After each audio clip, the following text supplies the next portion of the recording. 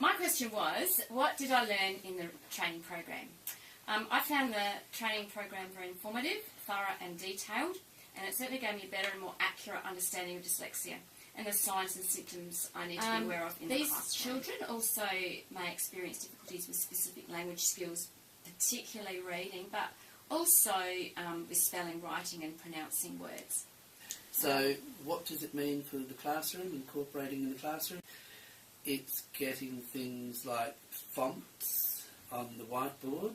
It's that blue background on there with Comic Sans, I think is what we've agreed on.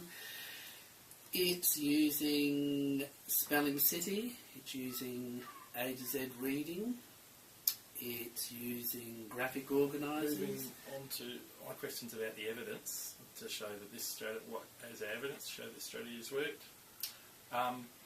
I guess our school PADR testing that we've done all online this year has using technology. With one of my students, I've been working on taking some fluency data, which I took in term 4 last year, and he was reading at between 100 and 110 words a minute when I tested him on 2 different texts. Then this term, the end of term 1, I tested him on the same 2 texts, and he was actually reading between 120 and 140 words a minute, and we know that the expected rate should be sort of 140 to 150 for a year 6-7 student, so he's a little bit behind, but he's certainly made progress with what we're doing.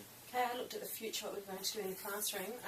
For me, in my classroom, it's to broaden the use of Spelling City that Tom mentioned, because it's an effective and engaging spelling tool that's actually relevant. It uses their own words. I want to increase the use of the classroom iPad in my classroom to allow my students to present work in an oral or a visual format rather than the standard written format. To access websites such as TES, so I can see how other teachers actually support their students in the classroom, and it also gives me the opportunity to keep up with the latest ideas and research that's available. To use interactive whiteboard sites such as Storyline online to support reading in my classroom, because it allows students to see how other people read and gives them access to a whole lot more books and gives them those that We've also installed WordQ6 on selected computers in our school, which we're all trying to learn how to use, and once we know how to use it, we can actually extend that with our students and use it in our classroom effectively.